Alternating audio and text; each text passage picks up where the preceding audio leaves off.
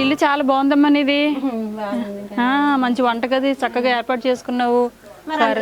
బాబు ఇంట్లోనే ఆడుకుని అదే. ఓ నీకు ఇల్లు అదేనా? ఇది కాదా? కాదు. ఓ ఈ పక్క ప్లేస్ తలుపు లేదు? తలుపు లేదండి. పైన క్యారేజ్ అలా పెట్టుకుంటావా? వంట చేసుకుని పైన పెట్టేసుకుంటావు. మీ ఆయన ఏరి? మా ఆయన చనిపోయాడు. ఎప్పుడు చనిపోయారు? చనిపోయి 10 రోజులు అవుతుందండి. మీ ఆయనకి మీరు ఫస్ట్ భార్య సెకండ్ భార్య? సెకండ్ భార్య అండి. ఫస్ట్ భార్య ఏరి? మీ ఆయన బతుకునేటప్పుడు ఇదే ఇల్లా? ఇదే ఇల్లు కానీ మేము వాళ్ళ పక్కన ఉన్న చిన్న గుడిసెలోనే ఉండే. ఆయన చనిపోయినా ఇక్కడే పక్కన వచ్చావా? మీకు పిల్లలా? పిల్లలు లేరండి నాకు.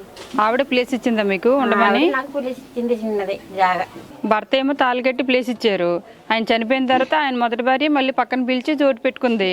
ఆవిడ ఉంటుండగా రెండో భార్య అంటే వచ్చినందుకు ఆవిడ ఊరుకున్నదంటే గ్రేటే. ఏది మొదటి భార్య ఎక్కడున్నారు? ఏదమ్మా ఒకసారి ఇట్రండి. ఆవిడేనా మొదటి భార్య? మంచి హైటు మంచి కలరు బాగున్నారు ఆవిడ. ఏమ్మా దేవుడు నీకు ఎంత మంచి మనసు ఇచ్చాడు, ఎంత బాగున్నావు. నిన్ను వదిలేసి ఈవిడ ఎలా పెళ్లి చేసుకున్నారు? ఏమో మేడం, మరి అతనికి ఇష్టపడ్డాడు, చేసుకున్నారు. పిల్లలు లేరండి. ఎవరికి? ఈమెకి. అవును, నాకు పాప బాబండి. అప్పుడు మీరు అడగలేదా ఎందుకు నీకు మంచి భార్య ఉంది పిల్లలు ఉన్నారు నన్ను ఎందుకు పెళ్లి చేసుకుంటున్నావు అని అడగలేదా? అలా అంటే అడుక్కున్నాడండి, మరి చేసుకున్నాడు. ఏం చేయాలి? ఏం చెప్పి మిమ్మల్ని పెళ్లి చేసుకున్నారు? ఇలా పెంచుతాను అలాగే పెంచుతాను, మా ఆవిడ ఉంది కానీ నీకు చేసుకుంటున్నాను చేసుకున్నానండి. మరి నాకు నేను మీ అమ్మ నాన్న లేరా తల్లి? అది సంగతి. ఒంటరిగా ఉన్నావు కదా, సరే చెప్పేసని ఆదరించి పెళ్లి చేసుకున్నాడు అంతేనా? పోనీలే.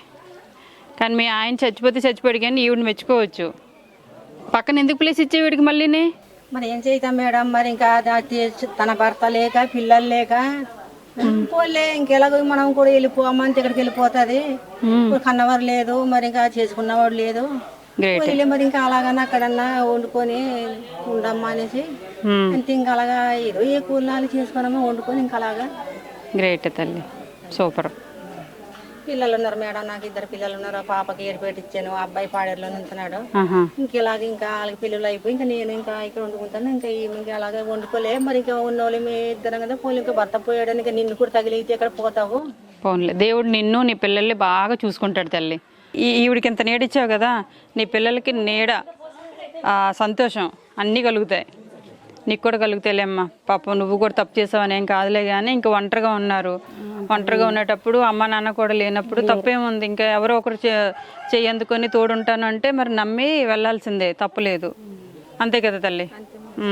మరి నీకు పెళ్లి చేయడానికి నీ అమ్మ నాన్న కూడా లేనప్పుడు ఎవరో ఒకరు ఆదరించినప్పుడు ఏదో ఒకరు తోడు లేకపోతే మిగతా జనాలు కూడా బ్రతకనివ్వరు. నువ్వు కూడా మంచిదానివే.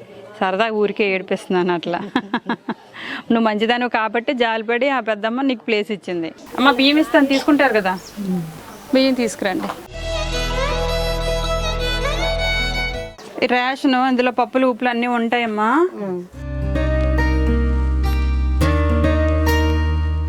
ఏమిగో నీకు చీర, సరేనా? నీకు ఎలాగో కొని పెట్టేవాళ్ళు ఎవరు లేరు కాబట్టి నేనే కూతురుని అనుకొని నీకు ఇస్తున్నాను. 6,000 ఇస్తున్నాను. 6,000లో నా తృప్తి కోసం ఈవిడికి 2,000 ఇచ్చేసే. నువ్వు 4,000 తీసుకో. నీకు 4,000 తల్లి రాములమ్మ.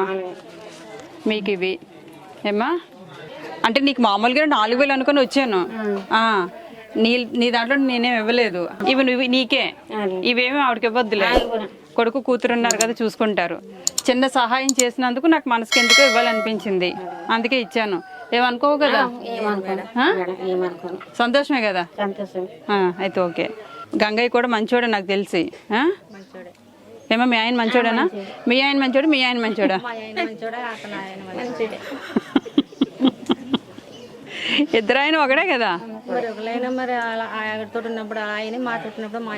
ఓయమ్మో, ఆయనకి ఇద్దరు ఏ పాత్రకు ఆ పాత్ర అనమాట. వెళ్ళరానా మరి? ఆరోగ్యంగా ఉండండి, ఇద్దరు సంతోషంగా ఉండండి. ఉంటాను.